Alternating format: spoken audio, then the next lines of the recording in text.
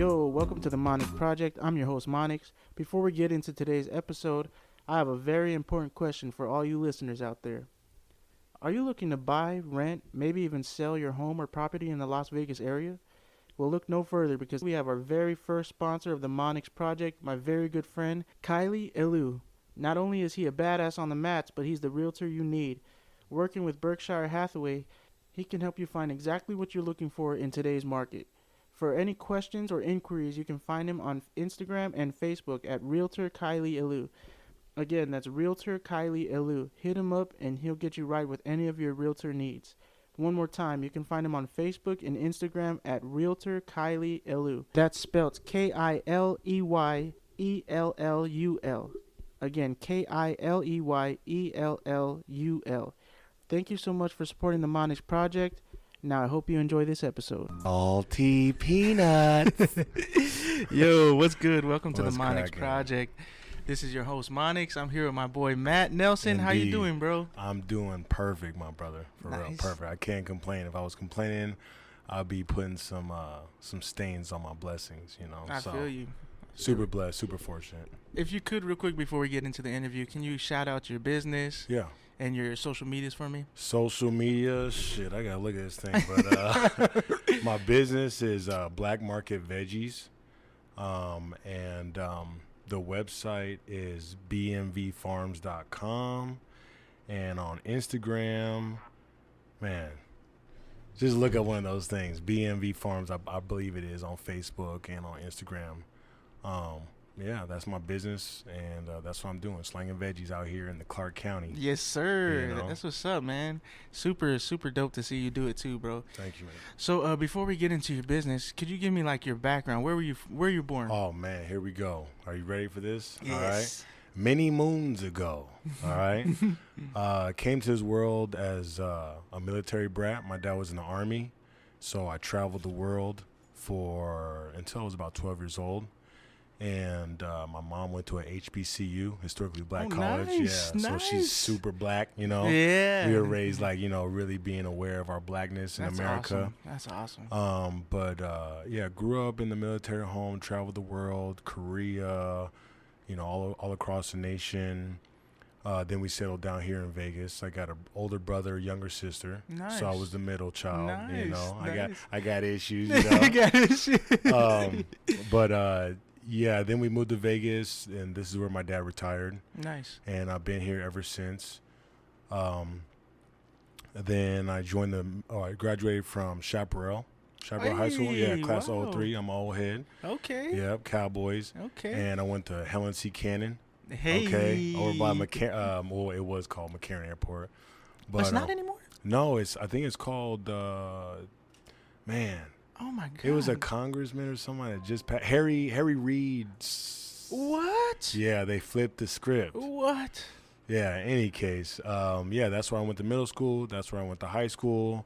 I went to CSN for a little bit, and then I got bored and felt like I had to do something crazy, and I joined the Marine Corps at a time of war, and I thought I was going to slide by being motor T and being a reservist. Little did I know that's actually what they wanted. And so I went to Iraq twice. I went one time in 06. Al Anbar, Providence. I was motor T all across the south side of Iraq, delivering mail, our deceased, POWs, chow hall workers, water, ammo, trying not to get blown up, staying hyper vigilant, you know, Bro. and just doing my duties. And then I went again. That was under Bush, and then I went again under Obama in 09 for the retrograde. And there I was at a Korean village where we retrograded majority of the south side of Iraq, close like by Syria and stuff. We're just breaking down bases and bringing them back to the big base. And yeah, I did that. Then I came back, was super messed up, you know, had, you know, I don't want to say messed up, but I was just in a routine of being in war, you know what I'm saying? Right. So hyper vigilant, super, just super Marine Corps, you know, and acting like, you know, I was still in war all the time, which is not good in the civilian world, especially when you can't carry your weapon on you all the time, and nobody's trying to hit you with IEDs, and it's just a different vibe. So came back and started having little issues. So I got help, talked to the counselor, wrote a book about it. It's called Another P.O.G story. Awesome. Yeah, Another P.O.G story. It's on Amazon right now. Oh man, yeah, I gotta man. get that. I wrote just trying to come from a perspective, because when people think about war, they think of like Saving Private Ryan or Navy SEAL Team 6 or kicking down doors and saving killing the bad guy and saving the good guys, and that wasn't what I was doing. I was pretty much like an armored UPS, every day. Like there's no days off, but yeah, just a different side of things. And then after I wrote the book, I started working, kind of odd jobs, and I landed a job for one of the first medical marijuana companies out here in the cultivation site. Yeah, man. Nice. So it was like a blessing for real, because that's what really changed the whole trajectory of my life. Where at one point I was in charge of the propagation and the mothers. So I was cutting like 100 clones a week, with like a 98% survival rating, just, flipping that. And I was in charge of the mothers, like I said. I had like up to like 70 mothers at one point. Man. Yeah, I was doing it, man. I was moving and grooving, straight horticultural technician at this bitch, Damn. And what year was this? This was 2015. 2015 to 2017. So before like the switch happened. Yeah. And it was an honor, man. I'm so grateful working with the plants, because I never grew anything before that. Oh, wow. Yeah, and let me back up real quick and just say that when I went to Chaparral, that's where I met my wife. Really? Yeah, and she's still with me. She still puts up with my bullshit and my my issues and my virtues and my fucking blessings. But shout out to her, big hug to her and my family. But yeah, I met her, and she's been a ride or die through all this. And so, like I said, fast forward to 2017. I got out of the medical marijuana industry, and I was like kind of in limbo. I didn't really know what I wanted to do, and I was driving for Uber. Oh, let me back up again too. So when I got back in 2009 from my first deployment, I was super, PTSD'd out, just super weird and stuff, reclusive, all that. But I knew I wanted to go to school. So, but I didn't want to go to a big university like UNLV, where there's like 100 people in a classroom, and everybody's like, we're going to go drinking after, sorority, fraternity. Nah, I'm not that guy, pretty much weathered at that time. So I just wanted to get the job done. And I got I don't want to say recruited, but I got hunted down by one of these for-profit schools. Oh, wow. Yeah, shout out to ITT Tech, you son of a bitches. Damn, man, they're taking advantage of people. But anyways. You ain't doing anything anyways. Oh, my God. I'm telling you, man, making you feel like shit. And they're just raping people, man, for real. They took all my GI Bill and some. Damn. But it's all good. Like I said, I was very fortunate, because it gave me something to do and something to concentrate on. And so I got my degree there, my 4-year degree in project management, business administration, and an associate's in computer drafting and design. Awesome. Yeah, but you know what? At that time, I just wanted to keep myself occupied. And once I got out, I was like, I don't want to be a computer drafter. Like I went to war. Like I'm a hard charger. Why would I want to sit in front of a computer? And geek and do that. So, but yeah, I did that. I got my education. Like I said, I worked for the cultivation site, got out of there, and I was just, like I said, I was in limbo. I didn't know what I wanted to do, but I still had to make money because I had some kids. I had a mortgage. I bought my first house at 22. Man. I was still focused. Awesome. I'm always been focused. I've always been that guy, disciplined. Thanks to my parents, thanks to my grandparents, thanks to my lineage. I'm never trying to disrespect, what they've cultivated. So I just want to be, the fruits of that tree. And so I always did that. But I was driving for Uber in 2018. But and I'm not trying to drive drunks around. I knew that wasn't going to be the end all. Yeah. So in that time, I already knew that I wanted to work with plants, because working for the cultivation site. So I was trying to figure out how can I, get some money out of the plants. Like, what can I do? I don't got no land. I don't got a big backing. So, boom, I was like, you know what? I'm going to teach people how to consume cannabis. All right? Funny shit.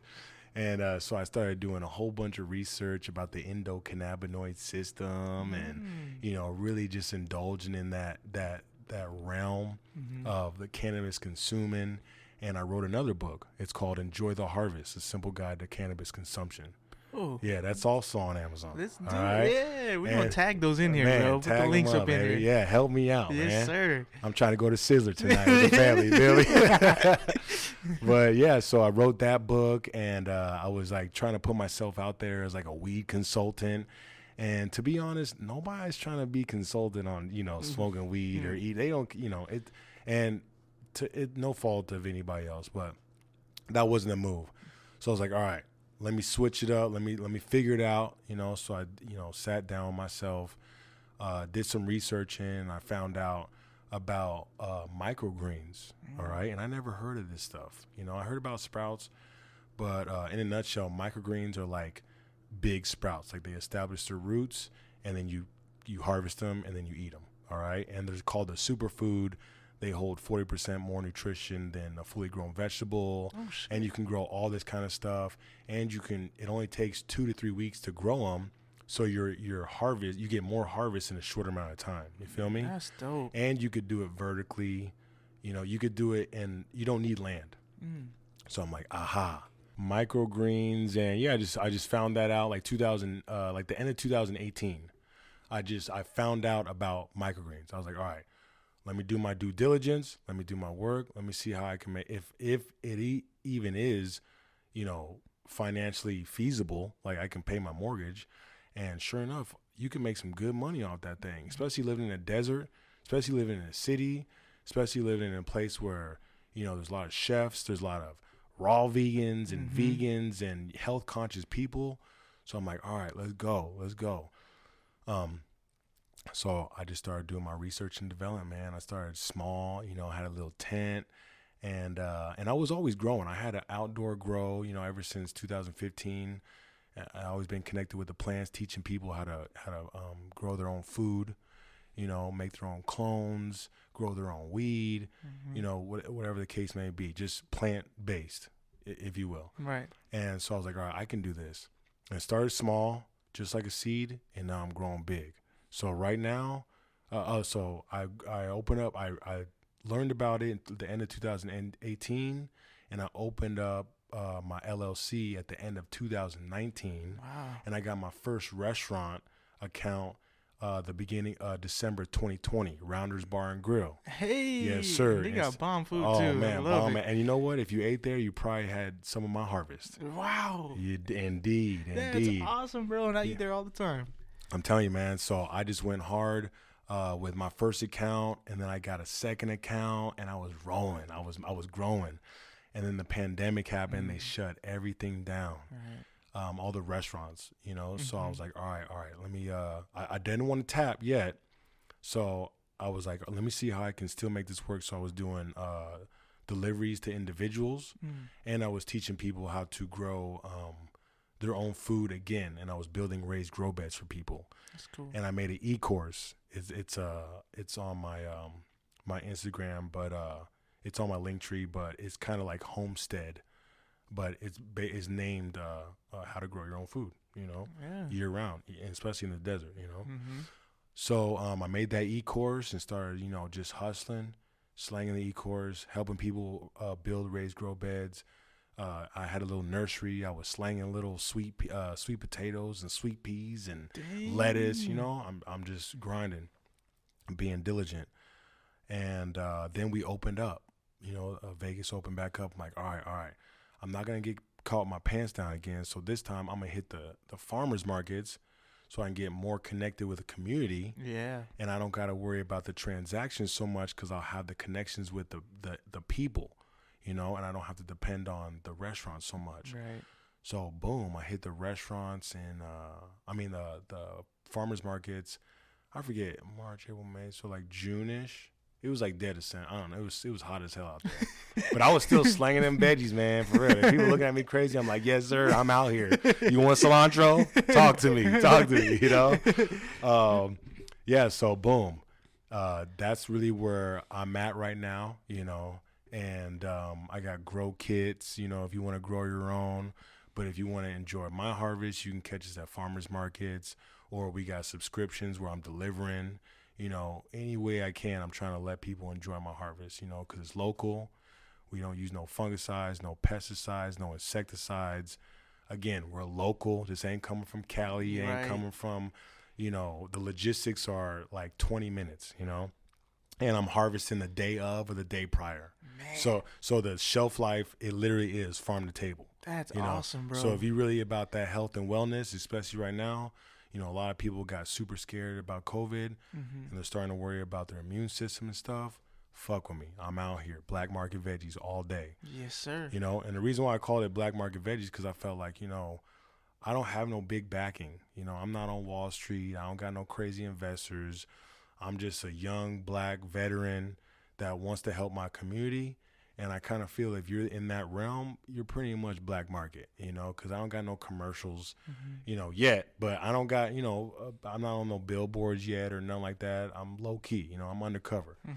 So, yeah, black market veggies, and that's what we doing, man. It's family owned and operated. If you see me at the farmer's market, you might see my wife. You might see my kids running around. You might see me, you know. My Instagram, all my social media is ran by my, you know, me and mines. And we figuring it out. We doing our best to feed our community and put some food on our table, you know, and pay the mortgage. And it's been a blessing, man. I can't even complain because the community has showed out more than I could even, you know, hope for. And they're keeping me afloat and they're keeping me pushing. And I'm super grateful, man. Just I'm living the dream, you know. Awesome, straight up. bro. This is like this is a reality. Like straight up, I'm living my dream. It's hard. You know, I get stressed out sometimes, but at the end of the day, it ain't that serious. You feel me? Ain't that serious, It ain't right? that serious. I'm going to die in due time, so I don't want to be stressed out while I'm living and ruin my blessings, ruin my life, you know? Amen. So, yeah, in a nutshell, that's what I'm doing, man. Like, for people that locally that want to come and find you, is it best for them to follow your social media to find out which market you're going to be at? Yeah, I mean, you can the best thing you could do if you're trying to, you know, enjoy my harvest, I'm at downtown Summerlin every Saturday from 9 to 2. I'm at Southern Highlands every other Sunday from 9 to 2. I'm in Henderson, Cornerstone Park from 9 to 2. Okay. And those are my three markets that I kind of really, I hit hard. And then you can also go to my social media and you can go to the website and you can subscribe or you can buy directly off of that. And you can either pick up at the farmer's market or I'll deliver to you, you know. Our delivery days are, you know, Wednesdays and Fridays. But, yeah, man, if you just link up with me, if you just contact me, I'll take care of you, you know, and we'll work something out. Awesome. Okay. So when you were growing marijuana, I mean, there was a point in my life where I was doing it as well, and I was trying to, you know, live that life and stuff. Did you find it like super calming growing? Is that what the connection came from for you? For sure, man. Nailed it. Like when I came back from Iraq, I needed something to ground me, if you will, you know, kind of show me another way of living. And for me, plants are the gurus. You know, a lot of humans, we all got our shadows. We're all domesticated accordingly. And we might say something, you know, just to, you know, because it sounds right or whatever. But plants, they're living on their own program. You know, a cantaloupe plant is not looking over at a grape tomato plant like, damn, I wish I could be a grape tomato plant. You know, they doing their best for what they got, you know, no matter the climate, no matter the atmosphere. And I learned a lot from plants, you know, from patience to really just, you know, spreading my fruit, you know, trying to shine and just being the best me that I can. And I mean, there's other knowledge and, you know, lessons that I can get from the garden. You know, all I got to do is just sit there and just open up. But yeah, cannabis, I forgot the question. What was your question? No, you had it. It was a growing. Didn't bring you some sort of calm. Yeah, it was therapeutic. Right, Like therapeutic. because I can't even really put in words how calming, like you said, therapeutic. How the essence of the plant brings peace to me. And helps me understand or just be content with whatever's going on. Like right now it's cold as hell outside. Yeah. But I look outside, my broccoli is chilling. My broccoli is like, yeah, whatever. I'm still gonna produce this. My mustard green is like, good, make it colder. My Swiss chard is like, great. I love this weather. But yeah, man, it's really a big deal in my world. That's like plants. awesome. Like if you came to my house, it's like a damn Jumanji scene in that bitch. You know what I'm saying? I got plants in the ceiling. I got plants on the ground. I got all cactuses everywhere. They bring me comfort, man. They bring me peace. And on top of that, they make you healthy. Period. If you're not trying to consume plants, if you have plants inside your house, they're helping you filter out the air. You know what I'm saying? Mm-hmm. So all in all, it's a good synergy with me or with them and me. And it's a good relationship that I will always respect and always have reverence for. I love that way you put that too. Like, they ain't worried about who the hell the Kardashians is dating. Nope. You know what I'm saying? Nope. Like that everyday struggle we somehow get caught up in. They don't give a fuck. It's just life. Being a human is hard. Yeah. And being like an optimal human, it ain't for the weak, man. Because you gotta really grapple with those shadows that you got. You might be thinking your shit don't stink. But the whole time you've been being an asshole to the I don't know, the fat dude in the corner or whatever. And you're like, bro, that's not you. You know what I'm saying? You want to be nice regardless. I got this analogy that I always tell people. If you're gonna open the door for somebody and you're expecting a thank you, don't open the door. But if you want to open the door, open the door. If you're nice, just be nice. I love that. Yeah, man, that's just where I'm at. That's awesome, bro. That's awesome. Thank you, man. So, whenever you came back, did you consume marijuana before you went to war? Oh, most definitely. Oh, yeah. I'm in Chaparral High School. Chaparral. I was smoking weed in the bathroom. I was smoking weed in the dugout. It just, I'm chasing girls. I'm smoking weed. Just being a freaking heathen. It's kind of standard. That's The closer you get to Boulder Highway, Yeah. It's easier to find. Yeah, really, man. And you know what though? I didn't get into trouble. I wasn't trying to be in trouble and be like a thug or nothing. But I wasn't like into booze or any of the hard stuff. But I just found like weed was, it kind of balanced me out. I would, and I can say with my heart, I did abuse it, because I'm a kid and kind of ruined it for a while. But before I went to the military, I was consuming for sure. But I think before the military, I had it more as just like I wouldn't even say recreational. It was just kind of like I'm bored, so I'm just gonna do it. You know. But yeah, after I got out of the military, it was more of like a medicine. It was more like, all right, you know what? I gotta look at this more as like an ancient teacher, like on some straight hippie, Buddhist guru, shaman. It's a ceremony now. Yeah, so I had way more respect for it, and I don't wanna disrespect it, and I wanna hold it at a higher standard than I did when in high school. I'm an adult now, so I should be doing that. Man, I just view it as more of a medicine than just a recreational, where before I was just bored and just chiefing. Now I look at it as like an ibuprofen, you know what I'm saying? Anti-inflammatory type of thing, where it can help me get into, better, deeper mental spaces, and help me get into my heart a little bit easier and less into the analytical, logical brain. But I really do love cannabis. I really think I appreciate it. I understand why they had so much pressure on it, in the federal sense, because it really does make you think outside the box and makes you less rigid and more fluid in your thought. And growing it brought me closer to the plant. Oh, If really? anything, oh yeah, because you really get to see the whole life cycle of it, from seed to harvest or flower, and you get to just digest its spirit and its essence as its individual plant. And then you get to take on it, and it's a little bit heavier, I guess, So when you're growing it, you see like, all right, this is growing short and stubby, and then you inhale it or consume it, and the next thing you know, you're like couch locked, Mm-hmm. or it smells really musty, you're like, oh man, I got the munchies all of a sudden. Or rather than something that smells really piney and lemony and is tall, and you consume it and you're real amped, and really hyper aware and just ready to take on the day.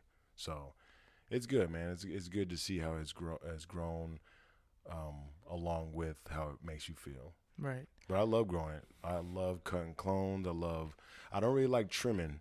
Yeah. Like trimming, harvesting is kind of a sad thing because you nurture this thing all the way until fruit, and then you got to cut it down. So, as a little crybaby, I'm like, oh man, it's sad. But yeah, trimming I'm not really a big fan of, but cultivating it, nurturing it to the end goal is absolutely one of my favorite things to do.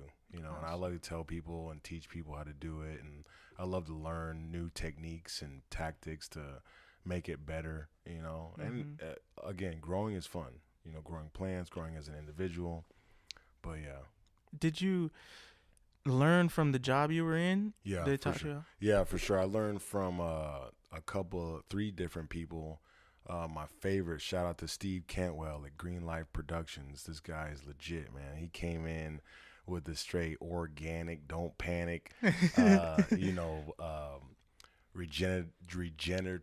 I don't even can't even say it. Regenerative or regener. I don't know, but it's soil with bugs in it, and the whole microbiome and the whole biodiversity, and everything's eating everything else, and he really put me on for real. I had other teachers that taught me a lot about hydroponics, flood and drain, deep water culture, and then I kind of turned into like they call it super soil, and then that's when my boy Steve Cantwell from Greenlight Productions put me on living soil, and really kind of showed me the ropes and introduced me to the people that he learns from. And all I need is a seed and I'm gonna grow. So he told me a couple people, and next I'm YouTubing for an hour and really diving deep into this whole technique. And really it's a lifestyle. It's really more of like an ancient lifestyle. It's kind of like how it's supposed to do, or how it's supposed to be done, rather than forcing factory farming type thing. It's like patience. More along the lines of like, if you look at factory farms and they're like cooped up in a little spot, they don't move around, they're getting fed no nutrient dense foods, and they're probably unhappy. If I was a cow, I'd be fucking, bison, I'd be super depressed. Yeah. But rather than like a free range, grass fed, happy cow and bison. So it's along the same lines, and you can tell in the flower, you can tell in the product. But yeah, shout out to Greenlight Productions, man. Yeah. For real, they taught me a lot. I really feel like that was a whole paid apprenticeship when I was working with that company, because they had a lot of money and they were just trying to make good product, quality stuff. Hats off to them. So they would always hire and fire new head cultivators from other cultivation sites, and I was super blessed to get in contact and connect with all those different types of people, because I got the old school feel. These dudes were growing underground, when it was illegal and stuff, so everything was covert and secret, and they were working with what they got. And then I had the people that were more along the lines of like Jungle Boy from California, their technique, where it's high production, cash crop, you know. And then, like I said, then Steve Cantwell came on, and at that time I was in charge of like the propagation and mothers. And yeah, man, for real, he gave me my blue belt. You know, He he gave gave me you my blue. stripes. You know, but yeah, that's how the cookie crumbles, and it was an honor, man. And was it easy to transition into growing greens and things like that from marijuana? Uh, I believe so. I mean, because every plant is gonna have its different, needs, Right. but at the end of the day, you're still working with root structure and a plant, Mm-hmm. so there's a lot of concepts that are going to be the same across the board, but then there's going to be concepts that are not, like cannabis. It's going to be, you might you're going to feed it different than lavender or sage, but yeah, it really got I got that's where I got my it was like a boot camp, my introduction, cuz I never grew before. I mean, I had some stuff in kindergarten, where you put the little sweet pea seed in the bag and put it on the window, Yeah. but that was about it. And then when I got into growing weed, marijuana, it was like, oh man, this is pretty cool. I like this, I Yeah. really like this. And it's almost trippy how what you can do with the plant. You can graft another plant onto it. You can cut part of the plant and start a whole nother plant, and you can flower it out. And if you don't feel like you want to, enjoy the harvest, you can stop the flowering process and revert it to the vegging process. And it's crazy, man. It's a trip, but it was a blessing for sure. And yeah, I was hitting it, man. I was hitting it hard, but it didn't go without any, failures. Like I failed a lot, and I started small. I'm growing big, but yeah, it was definitely, just talk about how plants are plants. Everything needs its own, you know, catering to, Mm-hmm. so the way I grew cannabis wasn't going to be the same way I grew the microgreens. Right. And the best thing about microgreens is that they're so young, you don't even have to really feed them because they're not even at that stage where they need to eat. They're just getting started. They just establish roots. So um, I don't have to, infuse or give them any like nutrients. All I have to give them is an atmosphere and a climate to thrive in. Nice. But I had to learn that the hard way.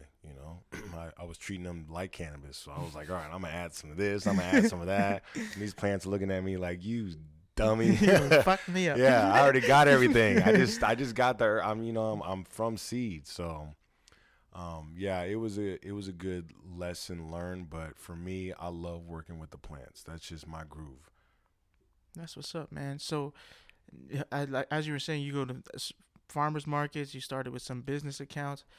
What did you have a moment where you felt a breakthrough? Like, oh shit, I'm onto something. Like this is it. The first time I had chefs straight up telling me, this chef, man, I forget his name, but he straight up told me when I came and I was pitching my stuff, I was handing out samples to all these restaurants. He looked at me square in the face, and said, "Man, I've been waiting for you." I'm like, "Bro, you about to make me cry." Well, don't say that. I'm over here hustling. And he's like, "Yeah, man." And he started just grilling me like, "I need cilantro, I need radish." And I was like, "Oh, whoa, whoa, whoa, hold on, man.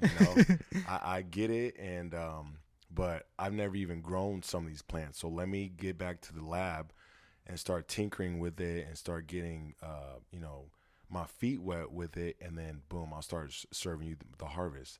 And one of those was cilantro, and that was like one of my first cash crops for the restaurants, and it was all because of him, man. And that was my light bulb. That was my aha. That was Mm. my epiphany. We're like, all right, this is it, dog. You can do something with this, and you can make it grow like you want it to. And ever since then, like just little things like that just give me more fuel, to keep on jetting forward. Like when every time I see somebody that's not even into vegetables, period, but they try some cantaloupe microgreens, and the look on their face, man, it just makes me feel like, again, I'm on the right path. This is what I need to be doing, you know.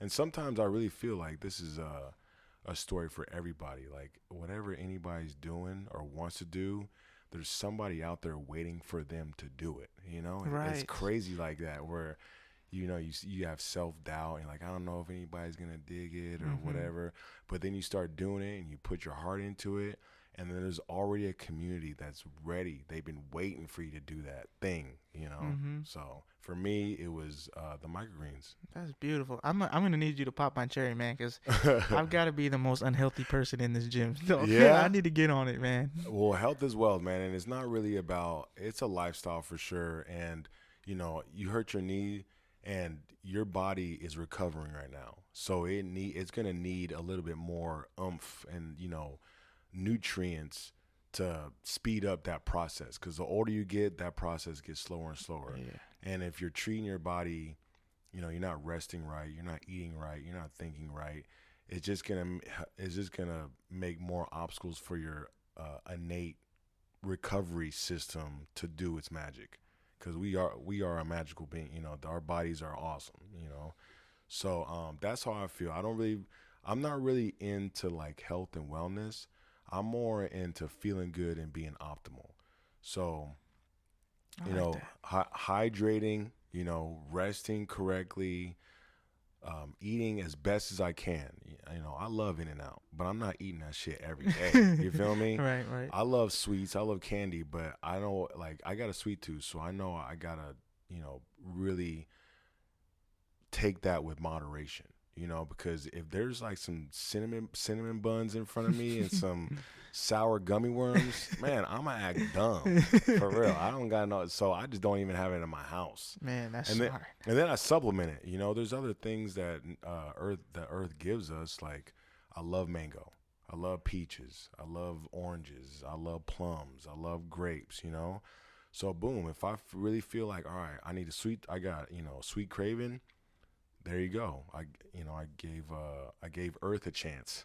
Because a lot of sweets, like you're talking about candy, and the processed foods and all that stuff that we already know. It's Mm-hmm. like, especially right now with all the data coming out, it's not really made to be consumed all the time. Like a piece of candy doesn't come with fiber and, like, that whole entourage of things that you get in an apple.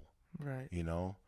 So when you eating candy like that, your body, and I'm not like nutritionist nothing, but I just play one on TV. No, no, but your body looks at it like, yo, this, I don't even know what to do with it. So sometimes it pretty much stores it right in your belly, Mm-hmm. or puts it in, makes you more inflamed in your intestines, or whatever the case may be. But if you eat an apple or an orange, it knows exactly what to do with this, and it has many ways of consuming and converting that, instead Breaking of it down. breaking it down.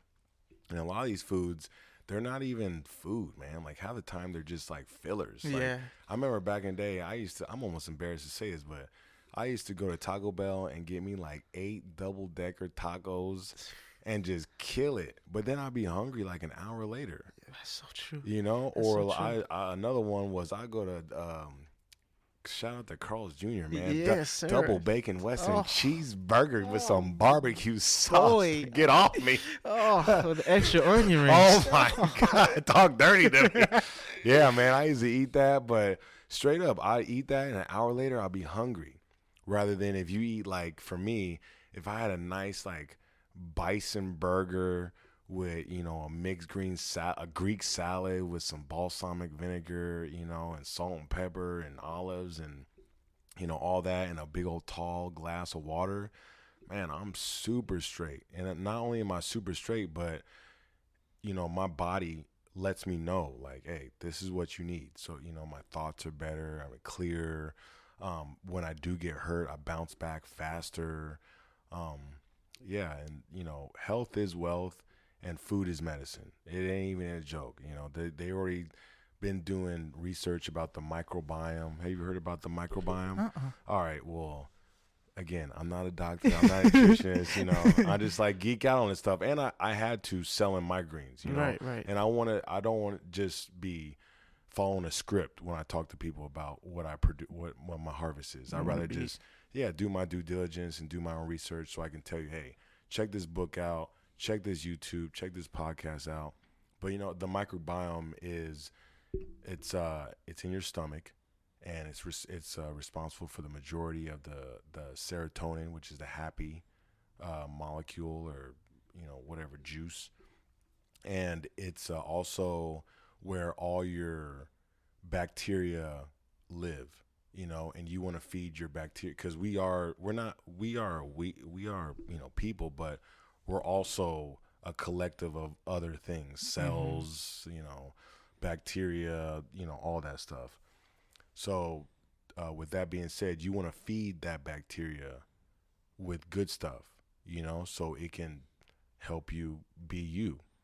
And the microbiome is powerful, man. It's actually one of the things I challenge everybody to just dive just a little bit into, to see what it's about, because it might change your life, man. I need to do that. And eating healthy, and eating, like I said, you don't got to eat healthy, all the time. You don't got to be a stickler, you ain't no yogi, whatever. Because again, I love me some In-N-Out, man. Protein style with some fries, I'm good to go with that. But again, you don't have to entertain that all the time, in moderation, and you want to, reward yourself. Like I do like fasting or fast, so I just won't eat for like 24 hours. I'll do a water fast. And when I break that fast, I love to break it with like a really hearty, healthy meal, and it pays off, man. I'm 36 years old right now. I got back issues and knee issues, but I'm still able to move around, and be explosive. And it's powerful, man. The microbiome. I forget what we're talking about. No, you were on that. Yeah, the microbiome. Yeah, it's a potent thing. It's essential, man, for real. If you want to learn about your immune system, and just how to fortify yourself for like viruses, or what, you don't want to get sick or injured. I'm telling you, the microbiome is a good spot to start with. I'm gonna do some research. All right, I'm gonna do some research. So, has this kind of adopted to your family, like for your kids, or like is that just a natural thing for them? Because for mine, um, his mom is like she was a vegan at one point, so she's very health conscious. And me, I'm with burgers and candy and fucking all this bad stuff. And now my son, at first he wanted nothing but vegetables and stuff like that. Now I've got him into the groove of like, I want sweets, I want a cheeseburger. Has that kind of adopted to your family, your lifestyle? Absolutely. Just to talk about that, like your taste buds will morph into whatever you give them. So if you're always drinking soda, it's gonna yearn for some sweet, sugar water. Right. But if you're always eating vegetables and clean meats and stuff, then your taste buds are gonna yearn for that. So it's more about just introducing a healthy lifestyle, so that you want it, more than the other stuff. So with my kids, since they got to earth, I've been blessing them with all the knowledge that I got. Like, just even with rest, I used to black out all the shades. And I read a book. Again, I'm not no smart, I just read about it. But there's a book out there. I think it's called Why We Sleep, or I don't know. But he's a scientist, and he talks about how sleep is super important. So I read that book, and I took what I learned in there, and I applied it to my kids. So case in point, when they got there, they're like a month old. I got binaural beats playing. I got white noise playing on low. It's kind of chilly, like it's pitch black, and I want them to get deep into REM sleep. That rapid eye movement. So with that being said, I take the same energy with their diet. And I mean, they eat, like I said, they might get some In-N-Out. They'll get some candy at school, but when you come home, it ain't none of that junk. There ain't no Lunchables in our household. You know, they might get some. They might get some a cheese and cracker with microgreens and some salt and pepper on that thing, and that's your snack. Or straight up, if you really want to get something sweet, get a honey stick. That we got at the farmers market. And on top of that, at dinner, we're drinking water. Tall glass of water. We're staying hydrated. All of our meals are homemade. We all of our ingredients are either from our backyard, from the vertical farm, or somebody that we know. We're not really going to Walmart and getting none of that. And no disrespect to Walmart. They're doing what they're doing, but I know at the end of the day, big ag is not looking at your health as a priority. It's looking to make money. Mm-hmm. So they might be using crazy fungicides, pesticides, insecticides, where if you go to like a small boutique farm, a local farm, or something like that, then you're gonna get more nutrient dense food. So yeah, my kids are on some. Like they bring food. My wife makes them their lunches, and my daughter and son come home. They're like, yeah, this so and so's making fun of me. I'm like, yeah, whatever, man. They eating Skittles and honey buns and stuff, and they can't even run a lap, Mm-hmm. or whatever. But yeah, my kids come through with like grapes and olives, and you know what I'm saying, and it's just some good stuff, man. It's actually nothing crazy. It's kind of reverting back to the old ways, Like our grandmas were eating super healthy. They're eating alfalfa. They're having, sorry, the nutrient dense foods.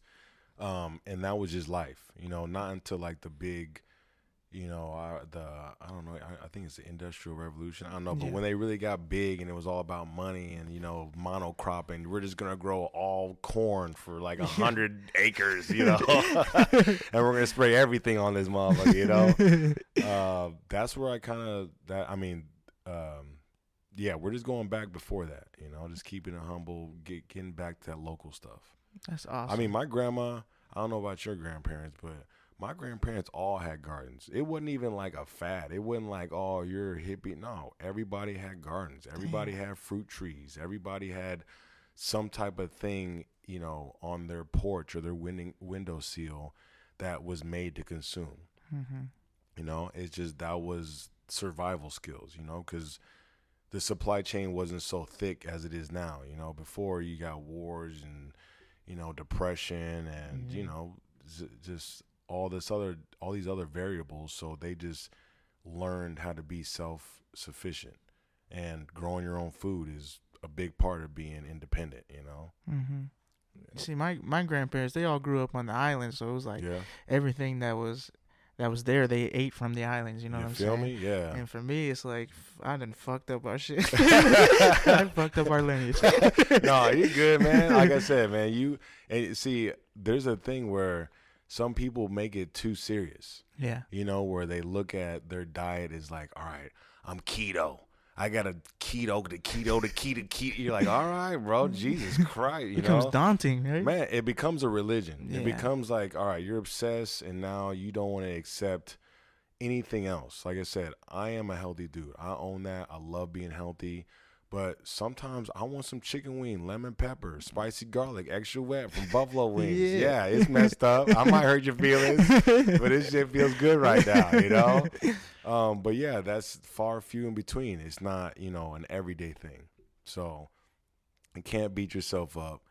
Baby steps, and, a lot goes a long way. So you might, eat out once a week or whatever the case may be, and then the rest of the time you're diligent about trying to eat better and be more concentrated on the ingredients that go into those meals. Like I keep on saying bison because I'm just on a bison kick right now, but I love me some lean beef, man. Put that in some stir fry or some fried rice, man. And I'm a simple dude. Like, I don't know if beans and rice is healthy, but I can go for some beans and rice all the time, Yeah. And if you're growing those beans and, you get that rice at like a local small boutique grocery store, I guarantee you it'd be better than the rice and beans you get at Popeye's Chicken. Right. You feel me? Right. Man, you got me rethinking my life. No, man. I just I don't know. I just try to be.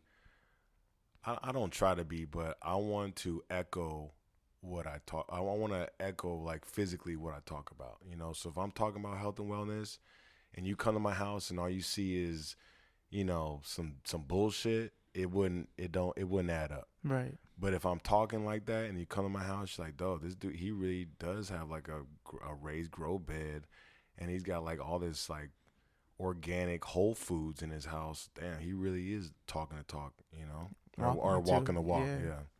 Man, and I feel like I'm so blessed, especially in the gym. Like, I feel like there's a lot of OGs in here, especially like James putting me on, Mitch putting me on, and they're kind of leading me down this career of, you know, teaching. Obviously, I've been teaching and things like that.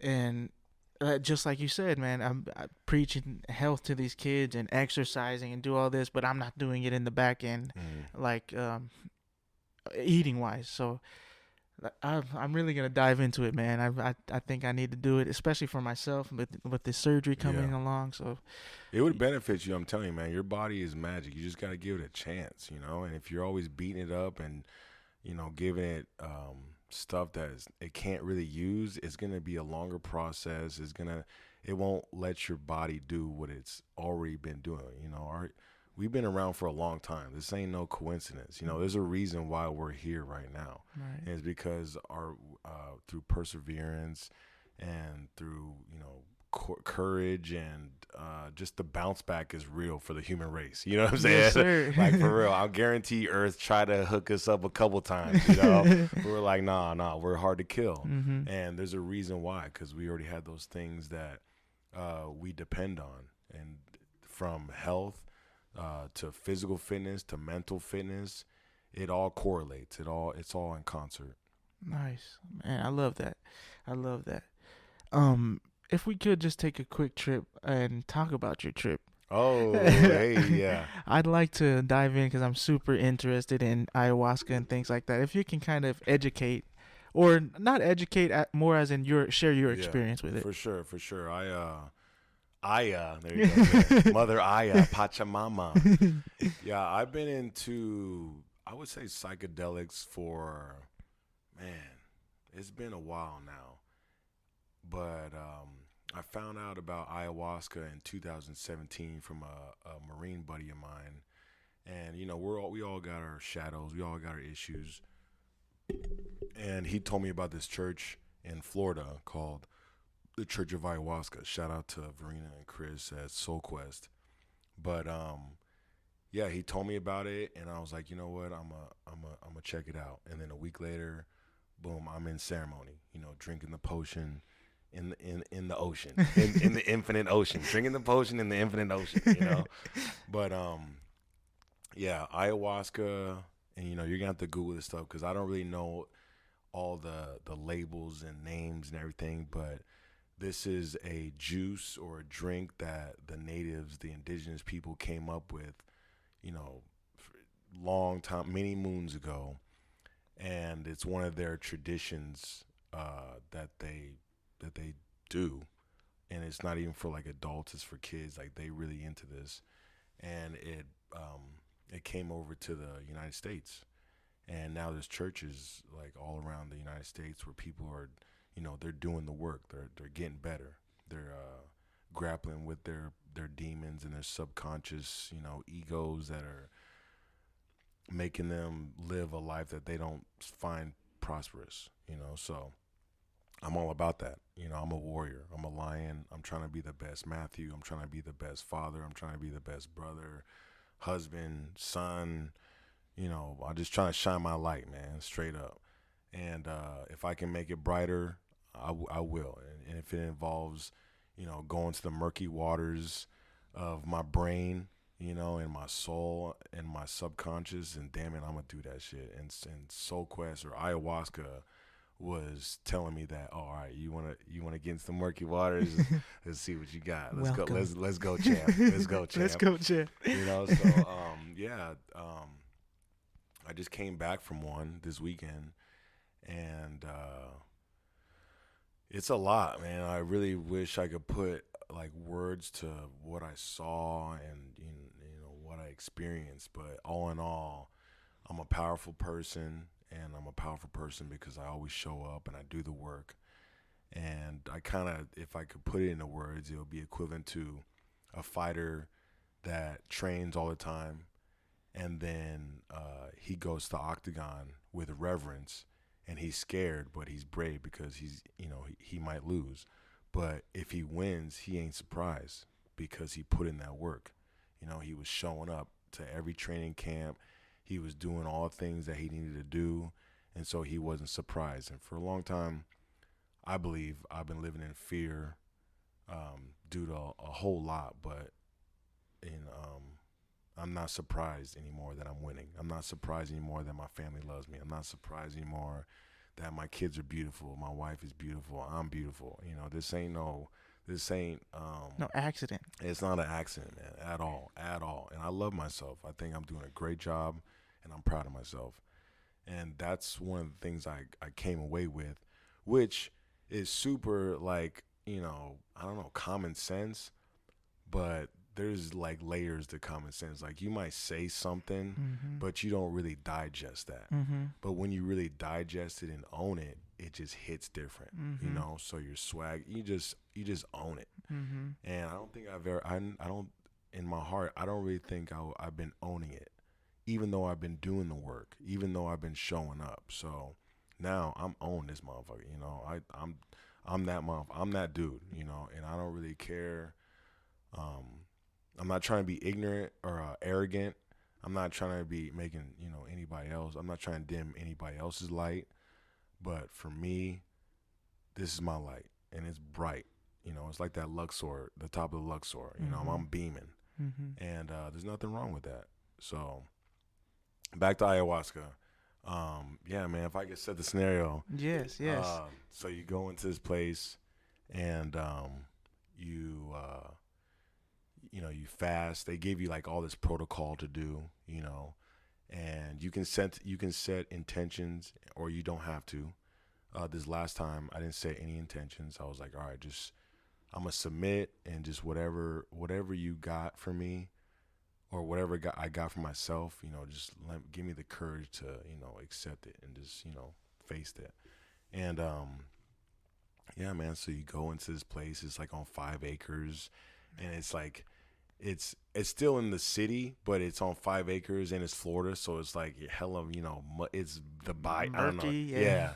There's a lot of crickets, a lot of stuff making noises and sex talk, ribbits but yeah, they have like a fire pit, and like all the volunteers and people are wearing like white robes and stuff. It's super like they got the whole set and setting dialed in, like for real. Like you come in here, you go in there, you're like, all right, there's definitely some sorcery going on in this motherfucker. This is definitely a Stargate or a portal. Like something's different going on in this place. But yeah, I sit down on my mat. They give you, they bless the medicine, the ayahuasca that they make. They brew there. Well, I don't know if they brew there, but they brew it up, okay. Right. And you can Google it. I don't know. It comes from like a vine and a leaf, and like they stew it, and it's a whole process. It's pretty cool. Man. But yeah, they bless the brew, and they sage it up. They say their mantras and their seances and their songs, and then boom, they give you like a shot glass worth of it, and that's all you need. Are they doing it at the same time? You know what? I don't know if I'm supposed to say anything, but I know like some shamans that come in, and they help. They do the ceremony. I don't know if they are, but I feel like they are because they're so connected. And a lot of these shamans, again, they come from the lineage where this is what they've been doing it. Right. They probably drank when they were like, 8 years old. I don't know. That's like their rite of passage too, Mm-hmm. So it's not really a thing. So they're already in a different frequency. They're already tapped into the culture. For me, I grew up in like a Catholic, so it's like, Oh, let us pray.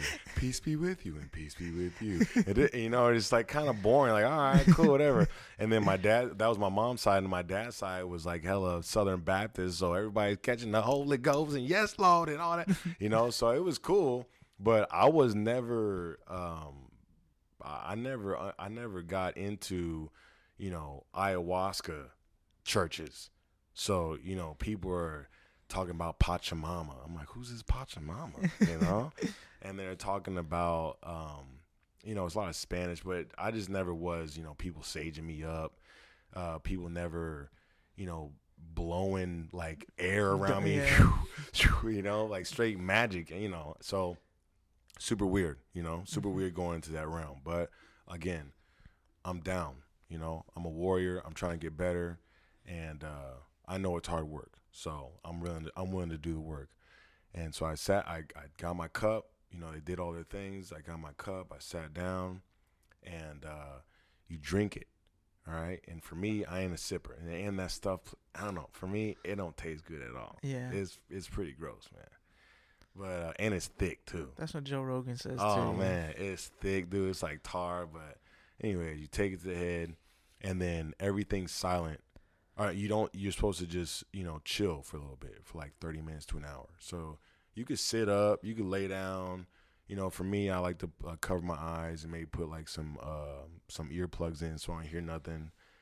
So, yeah, I drank the stuff, and I sat there waiting, patiently, super like anxious, do I feel when it? is it happening? Do I feel it? Oh no, I just got to burp. Do I feel it? No, I just got to pee. You got to feel it? You know what I'm saying? You like go through this like rhythm of just like making yourself paranoid, like, oh, what?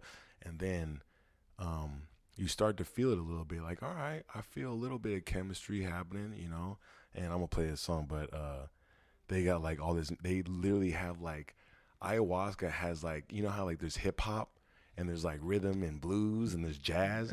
There's straight up like ayahuasca music, man. Wow, they got their own genre. Dude, I'm telling you, a whole genre. And like one of them is like from this one tribe. They sing Icaros. It's Icaros. You can see it on Spotify. And it's basically like ruffling feathers. And it's super creepy, right? And then you have other ones that they like play a harmonica, or they play like a guitar and they sing, whatever the case may be. But this specific ceremony, they had music. Here, let me play it. They had music like this. Yeah. And you start feeling it. You're like, oh shit! Like I'm starting to like trip. I can see how it like would do it to you too. I'm telling you, bro, and it's like before you know it, you're on this river, of like forever, and then this river flows into an ocean of infinite, and you can't even help it. You can't even fight it. Like, and if you fight it, it's just gonna make it a little bit. You're gonna have some turbulence, And yeah, man, you start floating deeper and deeper. And the next you know, you're there. And when I say there, it's not up, it's not down, it's not left, it's not right.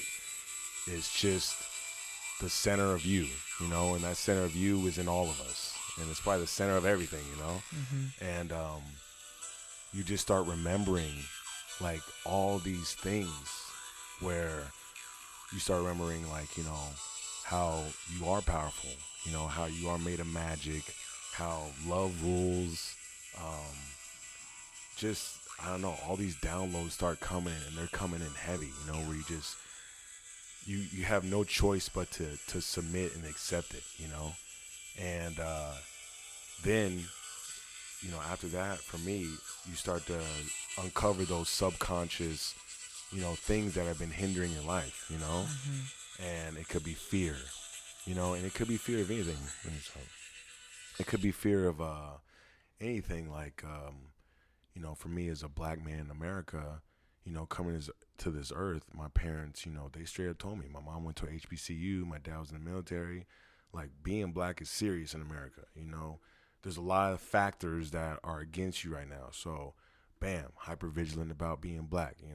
Boom, black power. I'm black, black guy. I'm always aware of how people perceive me when I come into the building or a restaurant or whatever. And then I joined the military. And hey, these guys are trying to kill you. These guys are trying to get you. This, that, and the other.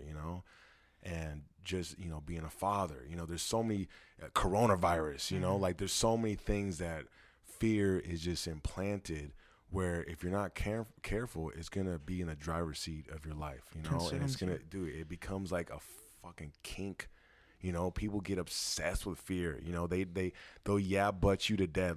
But like, damn, man, you just scared, man. And truly, man, that shit is not for the powerful. Just imagine if you're a powerful person, you walk around scared all the time. It don't work that way, Right. So you, just that was one of the subconscious, big old David and Goliath grappling match I had, and there's other, subconscious shadows that are lingering in the background, but that's what ayahuasca really just illuminates for you. It turns on the lights and says, all right, now that you're in the ocean of everything, now look back and take a look at, this motherfucker right here that's been fucking with you.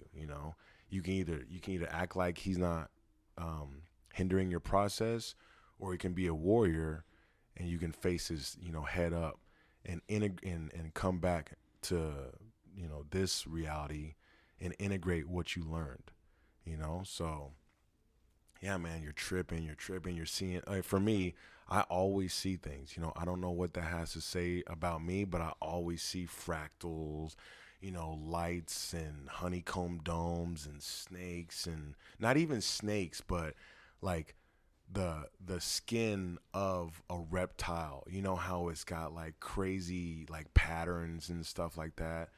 But they're all over me, all in my vision when my eyes are closed. And I'm telling you, even me putting words to this does it a disservice. But I'm doing my best to create a picture or paint a picture for you. But it's super intense.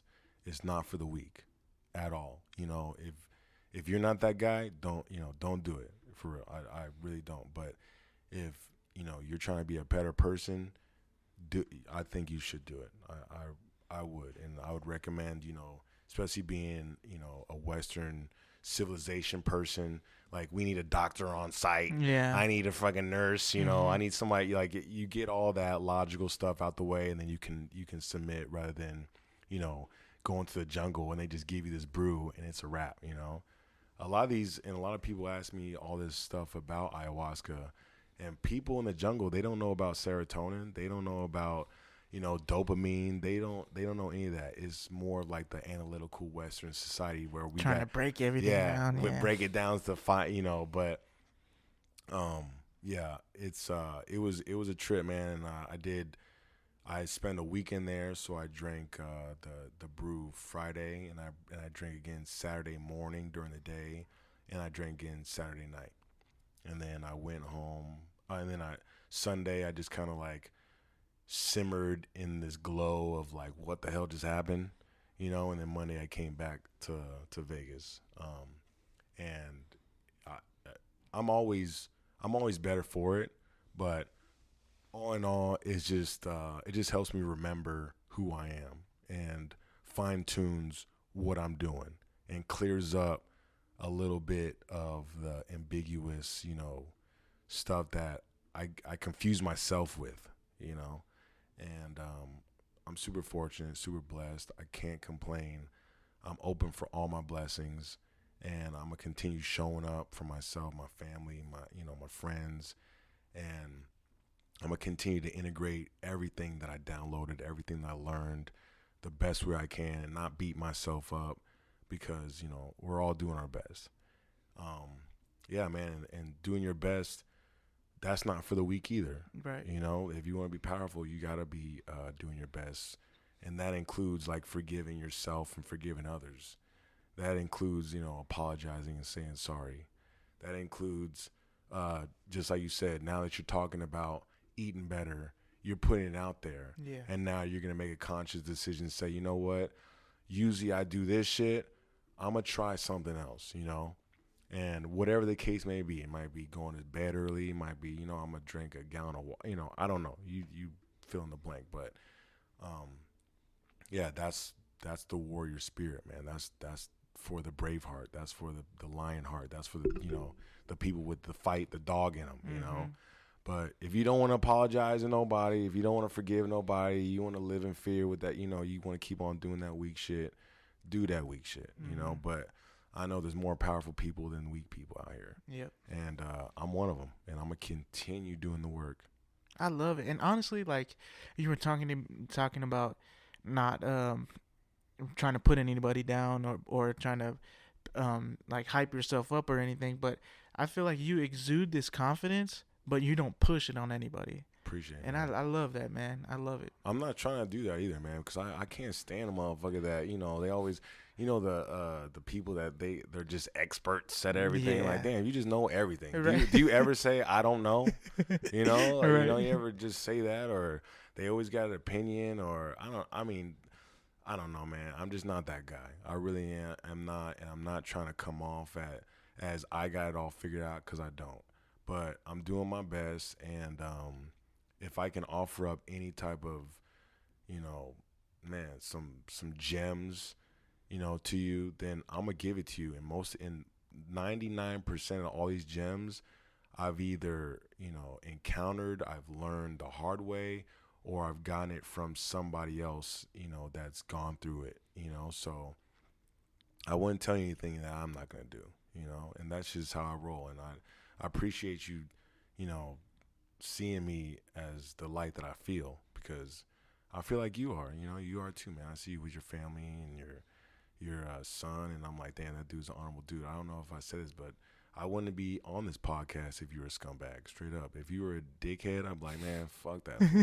I don't need to talk to you again. I'm in my own lane, man, and I'm focused, and I don't even need distractions, you know. And you know, fucking around with assholes that can't forgive and are always right and know everything, man, you know, do that. You do that over there. But for me, I'm over here with the compassionate people, you know, savage with their compassionate, you know, being compassionate with others and themselves. And I just feel that helps you grow, you know, and I'm trying to grow. Like, again, with the plant shit, growing is fun, man. But it's hard at times, but that's that. You got to have that warrior spirit, you know, and I appreciate it, man. I feel like I light up the room. You do. Know? I feel like you know, I feel good, dude. I feel blessed. I feel honored. I love the fact that I'm here right now, you know, in this body, you know, so. At this time. And my daughter said the coolest thing. She's like, she came home one day. She's like, Daddy, you know, every snowflake is different. And for some reason, I'm like, you know what? You're right. That we are snowflakes. We're all different. You know what I'm saying? Big what's up? And I was just like, man, you know, we're all different. We all got a gift. We all got something to contribute. You know, we just kind of, well, I mean, I don't know, but it's hard to really embrace that gift and, you know, and give it in this society, in a first world. You know, we don't live in the jungle. We don't, you know, we got traffic, we got bills, we got, you know, a lot of influences and distractions and cultures, and we've all been domesticated accordingly, and it's hard to shed some of that stuff. It's hard to, you know, keep your head down and focus on your gift, you know, and letting people know. I love it, man. I love that. Honestly, this podcast has definitely inspired me. I mean, there's a lot of people I've had on before, and not saying nothing against those people. No disrespect to anybody. Yeah, no disrespect to the old guests, but I never left the podcast feeling like, man, like holy shit, bro. You know, like, yeah, like your experiences, I feel like have inspired me to. I don't even know how to put this in words, but you don't even gotta put it in words, man. Just put it in your physical gestures, and, you know, just I keep on saying, just keep on showing up, you know, because I feel like sometimes when you put it into like words, it almost like does it the service instead of just doing it, you know. So, but Thank you, man. I appreciate it. And this is what I'm saying. This ain't like rocket science. And it took me a while from going to Iraq twice, and and doing that devil dog motivated hypervision stuff from everything, man. Moving around the world and being the new kid all the time, to being a father, to drinking ayahuasca. Like, I don't know. I'm just trying to not be a teacher, but just help. I don't know. Sharing. Sharing and telling my truth. I hate that. My truth. I'm just trying to live my truth. No, I just trying to tell my truth, man. This is what I'm doing, man. And I ain't trying to be anybody else, So, yeah, if I can inspire you, fuck it. Be inspired. You definitely have. But I'm definitely not trying to make anybody feel like shit. I'm definitely not trying to make anybody feel bad. That's the opposite of what I'm trying to do. I'm trying to bring light. I'm trying to bring love. I love it. So if we could just touch on this last segment here, that's the hot fire questions. Oh, yeah. All right. These are going to be the quick ones at you. I'm going to switch it up for the first question and ask you, because you said you lived in a lot of different places growing up as an Army brat. What was your favorite place to live in? Favorite place? I don't really remember Korea, but I feel like I take a lot of like the Korean culture with me from that. So I mean, I'm gonna go on a limb, and I would say Korea, because I still eat bulgogi, I still eat kimchi, japchae, yakimandu. I still put gochujang on stuff, and I don't know. I just I feel like if I went back to Seoul, Korea right now, it'd be like I don't know. I don't know. You'd be all right. I'd be all right. Like, I'd be like, oh man, I remember this place. I forgot about it. But I would say Korea. Yeah, I would say Korea. That's awesome. 감사합니다. 안녕하세요. All right. What was your first job?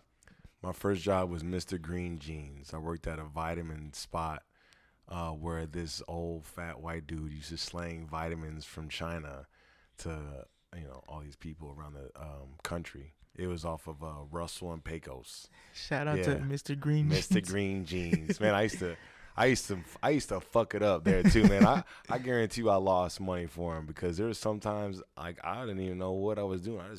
I'm just putting pills in the boxes and probably, yeah, I was like 15, 16 years old, so I was just trying to figure it out and get some money. Going to shop. Yeah, yeah, Chaparral. All right. You have any hidden talents? I play there's an instrument called the didgeridoo.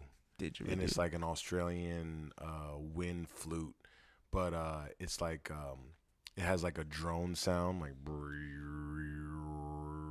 and what the people would do is these I forget what kind of tree would fall, but anteaters or termites would hollow it out.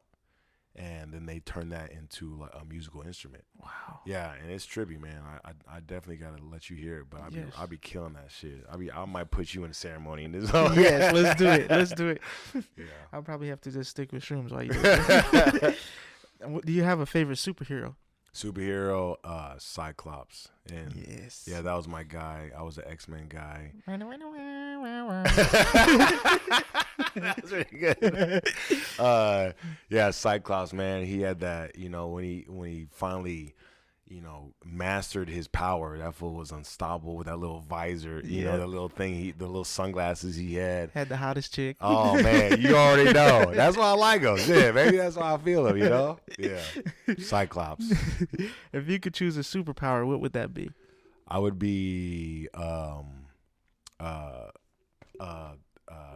Nightcrawler. Nightcrawler. Yeah, another X-Men dude. Yeah, but Nightcrawler, so I can teleport through walls. If I see it, I can go there. And just like save gas. Yeah, yeah, really save gas, real. All right. So with Korea, was that your favorite food? What's your favorite food? Favorite food? Yeah, I would say, man, and just thinking about it, I love Korean barbecue. I do. but I also love, like, I feel like I'm a foodie because I love Mexican food. I love soul food. I love barbecue. I love Greek food. But my favorite food, man, like maybe my taste buds are just talking to me right now, but I could definitely go for some soul food right now. Some like red beans and rice and some collard greens and some mac and cheese and yeah, that's what I'm salivating right now, bro. I'm starving, bro. I'm starving.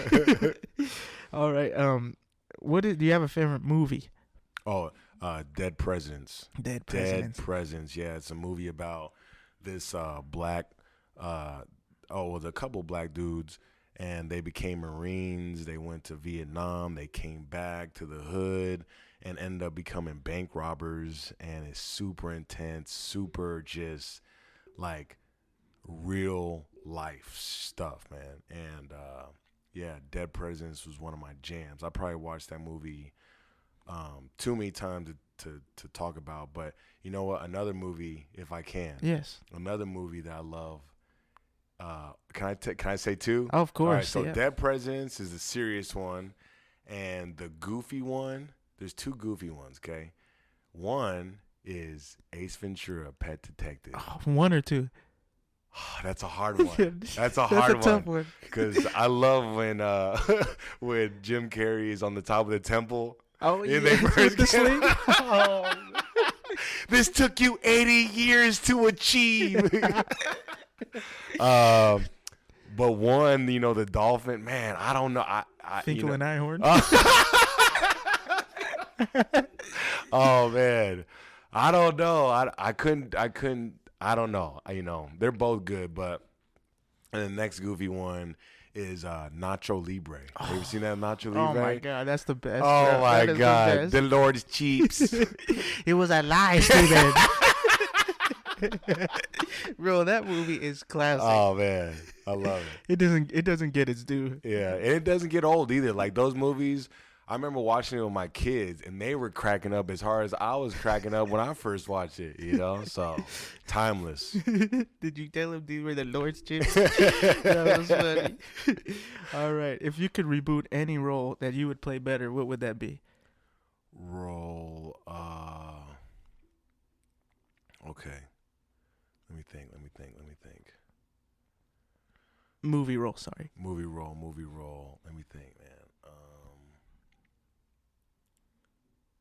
Man, I don't know why I'm in this mode, but I think the movie was called The Fifth Element. Oh yes. And what was the main star's name? Bruce Willis. Yeah. I would reboot that. Corbin Dallas. Yeah. Corbin Dallas multi-pass. Damn, you're really good at that, for real. Oh my god, I love movies, bro. I love Fifth Element. That was one of my jams too back in the day. Hey, Chris Rock was a trendsetter on that. Oh Come my on, god, man. with the hair, Come the on. fucking yeah, for sure, man. That big old blue alien that was singing, in one of those. I don't know if you remember. It was like a blue. Oh yes. Yeah, Like a man. tentacles and stuff. Yeah, she sang, and it was like, oh my god, what the hell is going on? All right, and a couple more. We have. What is your favorite submission? Submission, I say the Darce. Like I got long limbs, so I always find myself in those positions where they just present themselves, where I'm just wrapping people up, and yeah, the Darce is one of those submissions where they come in weird spots, when they're just uncanny. Mm-hmm. They're not even like traditional ways where you catch them, but you catch them, and when you catch them, it's really, really like to get out. You have to eject early. Oh man, or else you're stuck. You're Yeah, stuck, and you're it's just stuck. gonna get tighter. And Yeah. Oh. Yeah, for sure. And yours is so especially like I feel like half guard. You always feel like you're so safe, and then boom, here comes a It Darce. is. I bait people into positions too. I'm like, oh, you want to get? You know what? I'm gonna turn turtle so he can't pass. Boom, here comes a Darce. It sucks. Facts. All right, what's your biggest pet peeve? Pet peeve. I got a couple, sliding your feet around, when you're walking around. But another one is like, I would say like when you're eating and you're smacking your lips. Like, One of them smackers. Like a cat, like a damn camel, like eating some. I don't know. That almost like makes me want to just say, all right, you're done eating forever. Just go die somewhere. I don't even care, bro. All right, and we got two more. What's your favorite quote that you live by? My favorite quote. Ooh, man. Let me see. Man, there's so many good quotes out there, man. Be the light that you want to see in the world, or be the change that you want to see in the world. I forget who said that. I think it was Gandhi, but that's a powerful one. That's a potent one. That's like the same with like, Michael Jackson's song. I'm staring at the man in the mirror. Ain't no change. That's kind of, I feel like I look in the mirror, I'm like, bro, all right, you want the world to be nicer, then you gotta be nicer. The only thing you can control. Absolutely, man. And it's again with the powerful and weak stuff. Like changing yourself is hard. That's why it ain't for the weak. Right. Mm-hmm. But so yeah, I would say that quote is be the change you want to see in the world. Awesome. And the last one is, what advice would you give your younger self? My younger self, man, there's a lot, because I was a knucklehead, man, for real. I might even not even say anything, just smack me upside the head and just give me like a weird stare. You know what I'm saying? Stop. No. Yeah, cut it out, bro. No, I would say, Matthew, I love you. You're doing awesome, and you're going to always do awesome. Be gentle with yourself, because you're going to kill it, dog. I love that. Yeah. I love it. All right, and that's going to conclude our hot fire questions. Before we wrap this up, if you could give out your social medias and your business, where can they find you? For sure, man. So I wrote a couple books. I wrote a book about my military experience. It's called Another P.O.G. Story, Another Pogue Story. It's on Amazon. I wrote another book about cannabis consumption. It's called Enjoy the Harvest, another a simple guide to cannabis consumption. That's on Amazon. If you go to my Instagram, which is BMV Farms, and go to my link tree, you can go to my e-course on how to grow your own food. You can also go to, I believe it's blackmarketveggies.com or bmvfarms.com. I'm sorry, I apologize. That's okay. I think you got the link. Yeah, get the I'll links put in the descriptions. Then you can subscribe to my harvest. You can pick up your harvest, or we'll deliver it, or you can get the grow kits. And let's see.